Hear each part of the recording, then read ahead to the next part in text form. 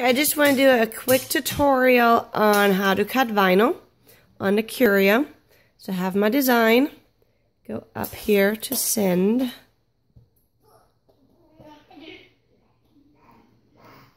And I see that all my design turned that bright highlighted red. So I know it's good to go. And over here, I will select my material. And it is vinyl glossy. This is 651 I'm cutting. I have my blade on my machine set to 1.